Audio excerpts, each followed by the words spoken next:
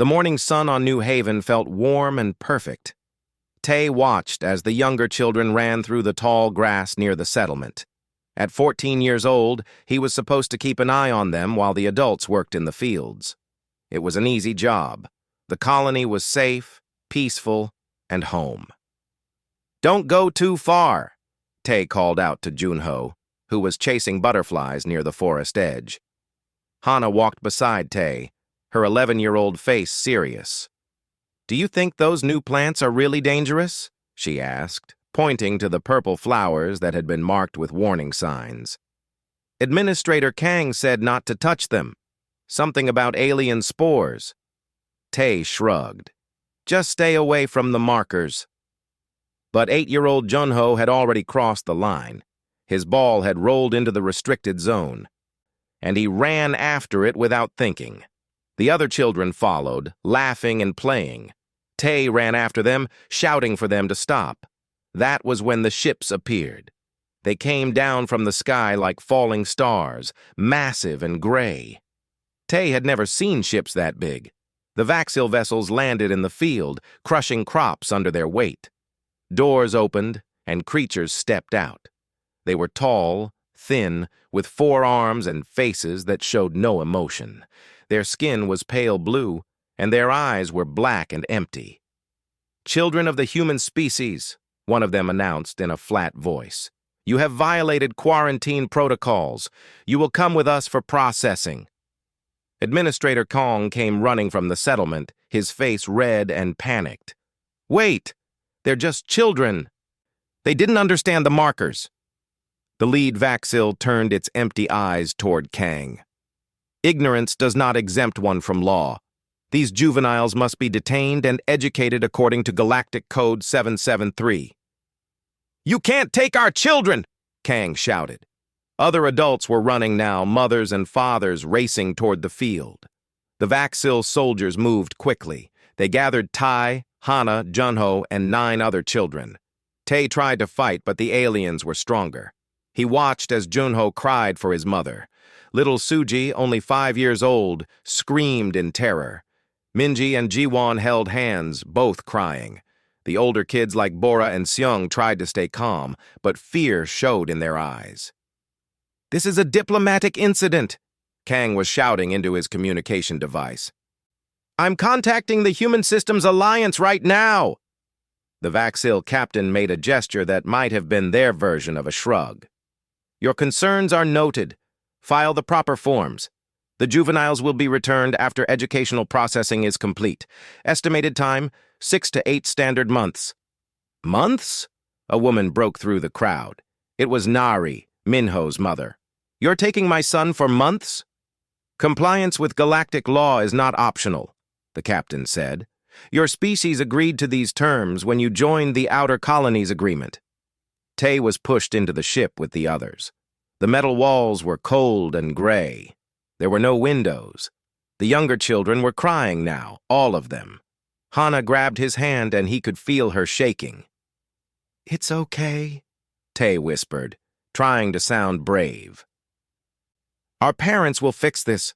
They'll come get us." Through the closing door, he heard Kang screaming into his device. "Get me the Alliance command, now! The Vaxil have taken 12 of our children." The door sealed shut. The ship lifted off. Through a small view screen, Tay could see New Haven getting smaller and smaller. He could see the people in the field looking up. Some were running after the ships. Others had fallen to their knees. Inside the ship, the children were placed in holding cells. The walls were transparent, so they could see each other but not touch. Junho was crying so hard he could barely breathe. Little Suji had gone quiet, just sitting in the corner and staring at nothing. "Listen to me," Tay said loudly, trying to get all their attention. "Everyone listen. We're going to be okay. Our families won't leave us." "Humans don't abandon their children. Remember that." Hana wiped her eyes. "How do you know?" "Because that's what makes us human," Tay said, though his own heart was racing with fear. "They'll come. I promise." The Vaxil captain stood in the control room, reviewing the detention report. To him, this was a minor matter. Humans were a small species, barely noticed in the galaxy. They had few ships, limited territory, and no real power. This was just a simple legal procedure. The juveniles would be educated about proper protocols and returned. He filed the report and marked it as low priority. Somewhere in the vast Vaxil Empire, in a computer system buried under 1,000,000 other cases, the detention of 12 human children was recorded. The captain had no idea what he had just done. He did not understand human history. He did not understand human psychology. He did not understand what happened when you took a human child from their family. In the holding cells, Tai held Hana's hand through the barrier. "Count the days," he told her. "Remember everything. And trust that they're coming." The ship jumped to faster-than-light speed, carrying 12 terrified children away from home. Behind them, on New Haven, the screaming had just begun. The message reached Admiral Una Park at 0300 station time. She was in her quarters on the HSA flagship when her communications officer woke her with 3 words that changed everything. "They took our children." Una was dressed and in the command center within 2 minutes. The report from New Haven played on the main screen. She watched Administrator Kang's desperate transmission. She saw the Vaxil ships taking off. She heard the crying. "How many?" she asked quietly. 12 children, Admiral. Ages 5 to 14. Una's hands gripped the edge of the command table. Her knuckles went white. "Where are they now?" "Vaxil Detention Facility. Station Delta 9, 3 systems into their territory. It's a maximum security location." Maximum security. Una's voice was cold. "For children." Within the hour, every human military commander in the Alliance received the same message: Emergency Council, immediate response required. The news spread like fire through dry grass. From colony to colony, station to station, ship to ship, the Vaxil Empire had detained 12 human children. In the diplomatic corps, Hyun Lee was already composing formal demands. He was good at his job, had negotiated treaties with 17 different species. He knew the proper words, the right protocols. But as he wrote the official complaint, his hands were shaking. He had 2 children of his own. The message went to the Vaxil High Magistrate through proper channels. It was professional, clear, and firm. Return the children immediately. This is not negotiable. The response came back 6 hours later. It was cold and bureaucratic. The juveniles had violated quarantine law. They would be processed according to standard procedure. Estimated processing time, 6 to 8 months. All proper forms had been filed. The matter was closed. Hyun stared at the message. Then he forwarded it to every human colony in known space with a single note. They said no. Narration sat in her freighter ship, reading the message on her datapad. Her hands were shaking so badly she almost dropped it.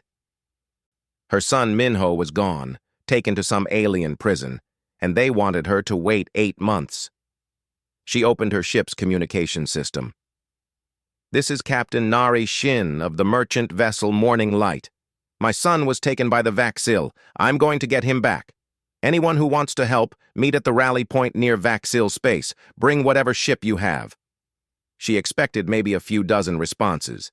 Instead, her communication system crashed from the flood of messages. Freighter captains, transport pilots, corporate security ships, private yachts, even small personal craft.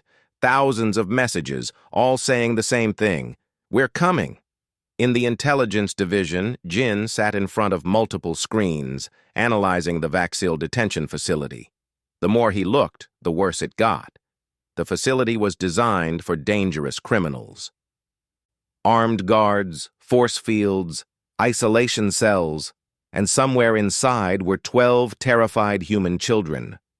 He sent his report to Admiral Una with a personal note.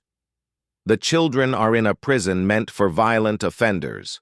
Whatever we're going to do, we need to do it fast."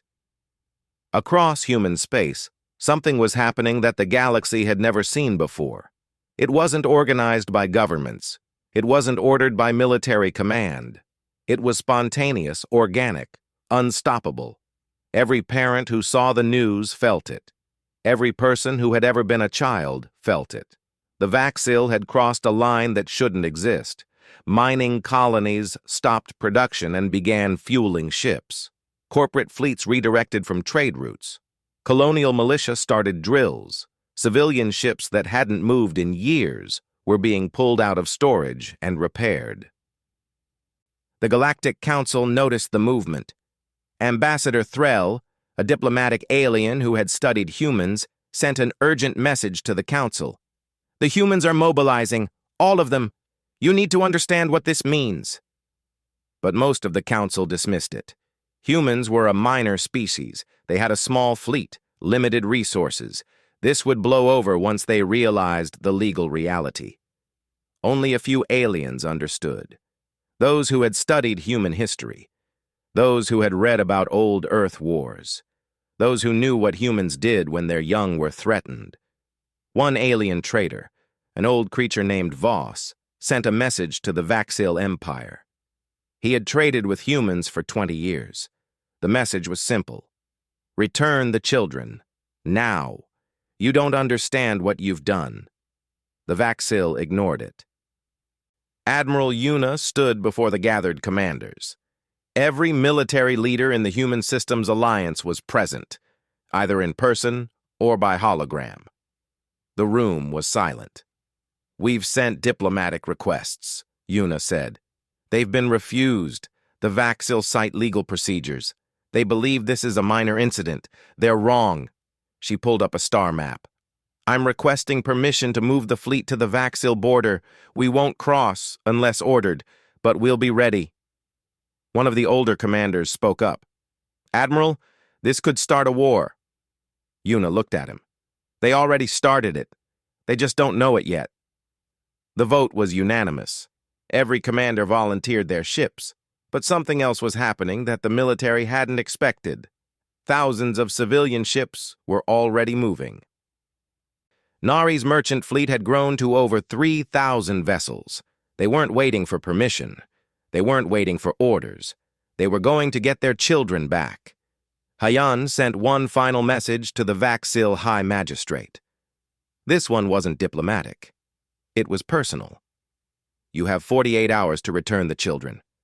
After that, you will see what happens when you threaten human young. We are giving you this warning as a courtesy. We will not give another." The message was marked as delivered and read. There was no response. The countdown began. The Vaxil High Magistrate reviewed the human ultimatum with what passed for amusement among his species. 48 hours. As if the humans could dictate terms to the Vaxil Empire. He called his military advisors to analyze the threat. They pulled up data on human military capacity, 23 capital ships, 47 destroyers, perhaps 200 smaller combat vessels. Against the Vaxil fleet of over 3,000 ships, it was laughable. "They're emotional creatures," one advisor noted. "Their response is disproportionate to the incident. 12 juveniles detained for standard legal processing hardly warrants military posturing." The magistrate agreed. "Maintain standard border security. If they attempt to cross, warn them once, then disable their vessels. We'll add the cost of their foolishness to the fines already incurred." What they didn't analyze was human psychology. They didn't understand human history. They had never studied what humans called parental instinct. In the detention facility, Tay was keeping a journal on a small data pad they'd been given for educational materials. He wrote down everything: the time they were detained, the conditions of the cells, how the guards treated them, every detail. Around him, the other children tried to stay brave. Hana led the younger ones in songs from home. Junho drew pictures of New Haven. Little Suji had finally started talking again, though she still cried every night. A guard approached the cells. This one was different from the Vaxil. It was a Relthon, a species known for being more empathetic. The guard looked at the children with something like concern. "You shouldn't be here," the guard whispered when the Vaxil weren't watching. "This place is for criminals." "We know," Tay said. "Can you help us?" The guard's scales rippled with distress. "I tried to tell them. I told the administrators that humans have strong family bonds, that taking your young would provoke a response. They laughed at me." "What kind of response?" Hana asked. The guard looked toward the door, nervous. "I've studied your species, your history. I know what humans do when their children are threatened. I've tried to warn the Vaxil, but they won't listen." The guard leaned closer. "Hold on. Help is coming. I promise you that." The guard hurried away as Vaxil supervisors returned. Tay looked at the other children. "Did you hear that? They're coming for us." Outside, in the vast emptiness of space, ships were gathering. Admiral Yuna's fleet arrived at the border first. 23 capital ships formed a line, but behind them came something the Vaxil hadn't expected. Nari's civilian fleet numbered over 3,000 ships now: freighters, transport vessels, corporate security, colonial militia. Every ship had volunteers who refused to stay home while children were in danger. Then came more: off-duty military personnel in personal craft, retired veterans in old ships they'd kept, entire colony defense forces. The civilian fleet grew to 5,000 ships, then 7,000, then 10,000. The Vaxil Border Patrol sent warnings. "You are approaching Vaxil space. Turn back or face military response." Admiral Yuna responded personally. "Return our children. We will not turn back." The Galactic Council was in emergency session. They watched the gathering human fleet with growing alarm. Ambassador Threll was trying desperately to make them understand. "You're missing the point!" Threll was shouting. "This isn't about military strength. This is about something deeper. Humans have a biological imperative to protect their young that overrides everything else, including self-preservation." A counselor from a species that laid eggs and never saw their young looked confused. "Surely they understand the legal reality. The juveniles will be returned after processing." Threll pulled up human historical data. "Let me tell you about something humans call a mother's fury. On their home planet, there are documented cases of human females killing creatures 10 times their size to protect offspring. There are stories of human parents walking through fire, fighting armies, destroying cities. And that's just individuals. You've now threatened the children of an entire species." The council still didn't truly understand. They saw numbers. They saw fleet sizes. They didn't see what was really coming. Diplomat Hyun made one final attempt. He opened a direct channel to the Vaxil High Magistrate. "Your Excellency, I'm begging you, not as a diplomat but as a father. Return our children, please." The magistrate's response was cold. "The law is clear. The juveniles will be returned when processing is complete. Your emotional reaction does not change legal reality." Hyun took a deep breath. "Then let me be clear about our reality. You think you're facing a military decision? You're not. You're facing something you can't understand because your species doesn't feel it. Every human in our entire civilization would die before letting harm come to those children. Every single one. This isn't a negotiation. This isn't a war. This is what happens when you touch our young." He paused. "We tried to warn you. We gave you chances. The deadline expires in 1 hour. After that, what happens is on you." The transmission ended. The magistrate dismissed it as emotional theatrics. The hour passed. At the border, the combined human fleet waited. Military ships, civilian vessels, 10,000 ships strong, and more arriving every minute. Nari stood on the bridge of her freighter. Around her, other civilian captains opened communication channels. "For our children," one captain said. "For our children," another repeated. The phrase spread through the fleet, military and civilian, ship by ship. "For our children." Admiral Yuna gave the order. All ships, cross the border. Rules of engagement. We don't fire first. But if they try to stop us from reaching those children, we don't stop for anything. The fleet moved forward. 10,000 ships crossing into Vaxil space. The Vaxil Border Patrol couldn't believe what they were seeing. This wasn't military tactics. This was something else entirely. Fire warning shots, the Vaxil commander ordered. They'll turn back. The warning shots flashed across empty space. Not a single human ship slowed down. All vessels, this is your final warning, the Vaxil commander broadcasted. Turn back or we will open fire. Admiral Yuna's response was simple. Return our children. The Vaxil opened fire, and the galaxy learned what happened when you truly provoked humanity. The first Vaxil shots destroyed 3 human freighters in seconds, civilian ships with families aboard. The rest of the fleet didn't retreat. They accelerated. Admiral Yuna watched her tactical display. The Vaxil had superior numbers, better weapons, stronger shields. By every military calculation, humanity should lose this fight. But calculations didn't account for what her people were fighting for.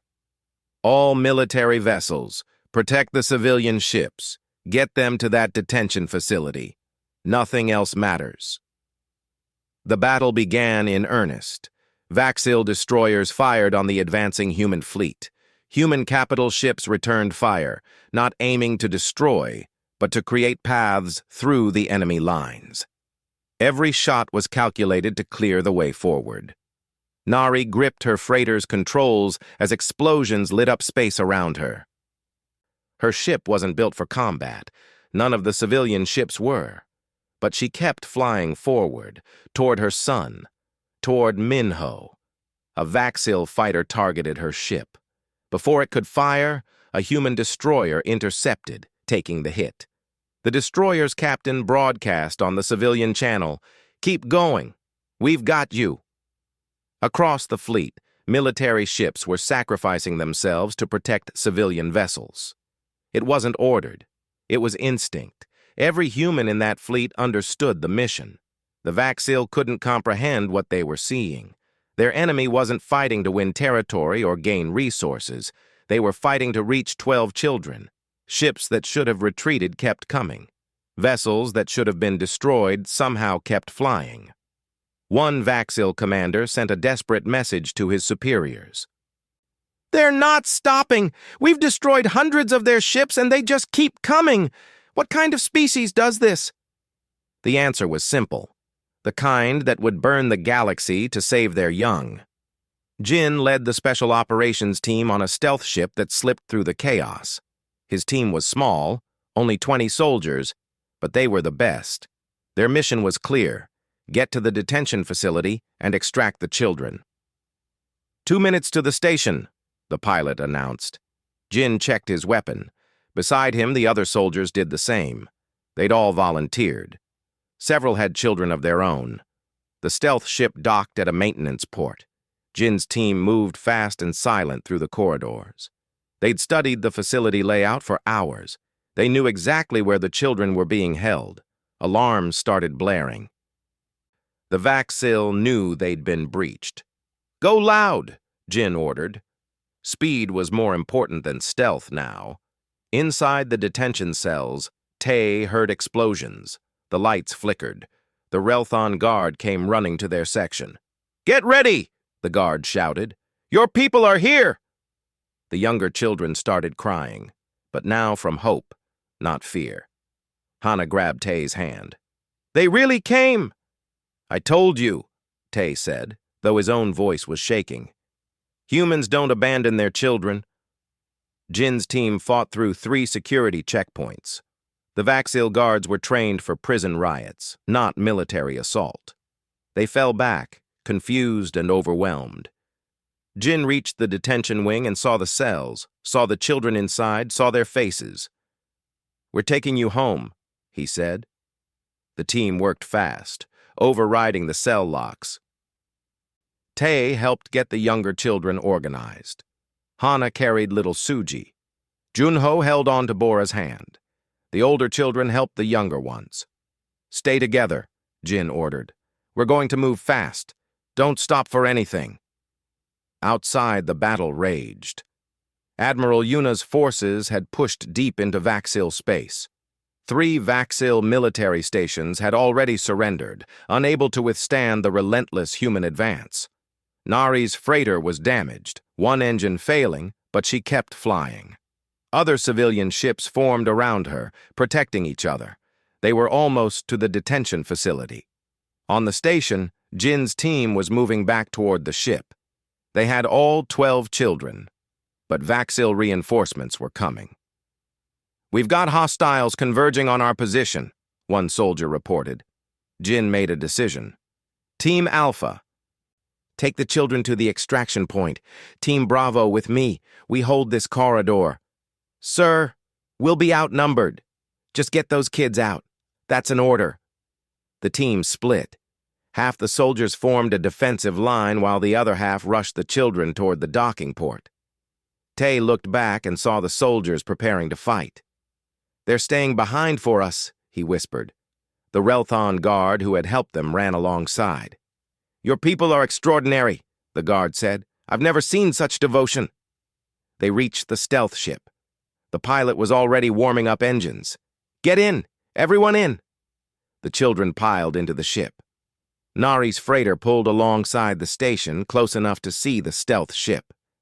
"Morning light to extraction team. We've got you covered. Get those kids out of there."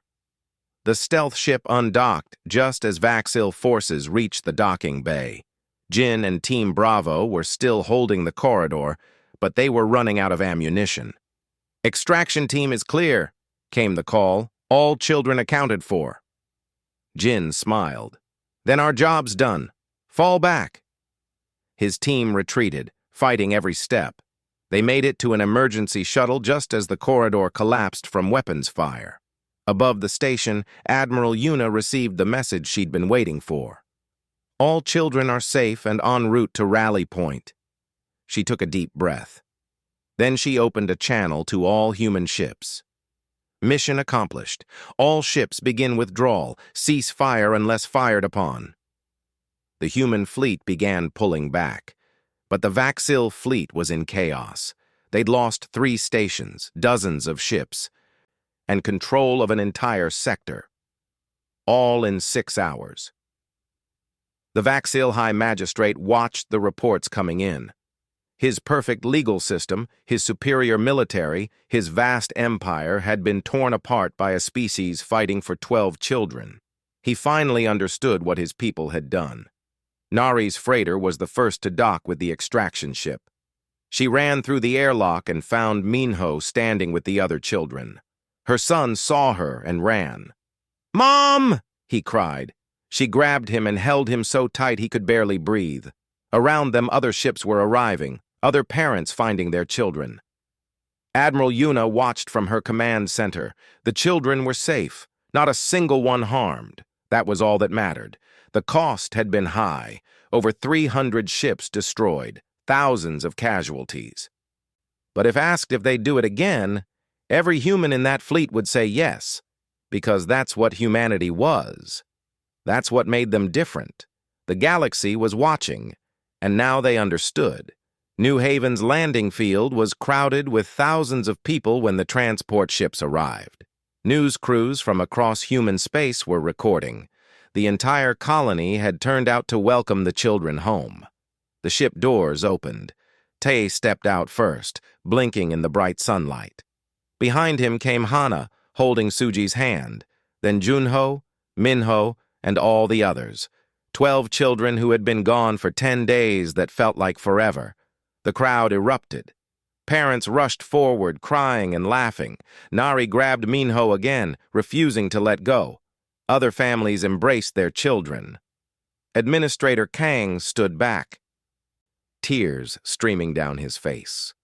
But anyone watching closely could see the changes. The children smiled, but their smiles were different. Their eyes held shadows that hadn't been there before. Suji barely spoke. Junho stayed close to his mother, holding her hand constantly. Even Tay, who had been so brave, flinched at loud sounds. They were home. They were safe, but they'd been changed by what happened. 3 days later, the Galactic Council convened an emergency session. The chamber was packed. Every species had sent representatives. They all wanted to understand what they'd witnessed. Diplomat Hyun stood before them. Beside him, young Tai had volunteered to testify. At 14, he was the oldest of the detained children. "Tell them what happened," Hyun said gently. Tae spoke in a clear voice. He described the cells designed for violent criminals, the isolation, the fear, how little Suji had stopped talking for 3 days, how Junho had nightmares, how they'd all believed they'd never see home again. "We're just kids," Tae said. "We didn't mean to break any law. We were playing, and they took us away from our families and locked us in a prison." The council chamber was silent. Several alien species who had similar family structures looked uncomfortable. Others were beginning to understand. Hyun stepped forward. "What you witnessed wasn't military aggression. It was a biological imperative. Humans are hardwired to protect our young. We can't turn it off. We can't ignore it. When you took those children, you didn't violate a law. You triggered something ancient and unstoppable." He pulled up footage from the battle. "You saw what happened. Civilian freighter pilots flying into combat zones, military ships sacrificing themselves, over 10,000 vessels willing to face your fleet. Not for territory, not for resources, for 12 children." Ambassador Threll spoke from his seat. "The council must understand. This response will happen every time. Not sometimes. Every time. It doesn't matter if the child is connected to military families or civilians. It doesn't matter if it's 1 child or 1,000. Humanity will respond the same way."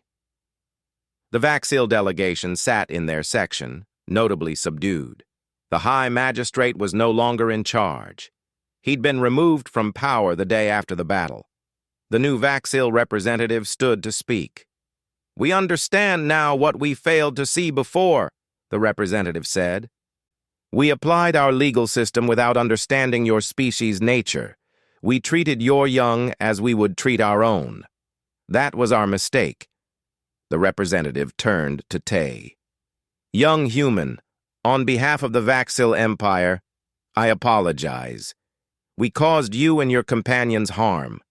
We separated you from your families. We did not understand, but ignorance is not an excuse." Tae looked at the alien for a long moment. "Why didn't you just listen when Administrator Kang told you we were children?" The question hung in the air. The Vaxil representative had no good answer. The council voted on new protocols. Any action involving human juveniles would require specific approval and human oversight. Family units would be recognized across all galactic legal systems. The term biologically protected bonds entered galactic law. The Vaxil Empire agreed to reparations. They would fund schools on New Haven, provide resources for the children's recovery, and establish cultural exchange programs to prevent future misunderstandings. But the real change was deeper. Every species now understood something about humanity that couldn't be written in law. There were lines you didn't cross. Admiral Yuna attended a memorial service for those who had died in the rescue. 347 people had given their lives, ship captains who held positions so others could advance, soldiers who stayed behind so children could escape, civilian pilots who flew into weapon fire. "They didn't die in vain," Yuna said to the gathered families. "They showed the galaxy who we are, what we'll do for each other. What we'll do for our children." She announced the formation of the Children's Guard, a permanent rapid response force. Its mission was simple: ensure no human child would ever be taken again. Nari returned to her freighter, the Morning Light. The ship was damaged, scarred from battle. But she wouldn't repair it. The scars were a reminder. Other ships from her civilian fleet kept them too. They became known as the Parents' Armada, and their captains were honored across human space. In therapy sessions across New Haven, the children began processing their trauma. Hana started drawing pictures of the rescue. Junho talked about the soldiers who protected them. Little Suji slowly began speaking again. Tae did something different. He wrote a book about their experience. It was simple, written for children to understand. He called it The Day They Came for Us.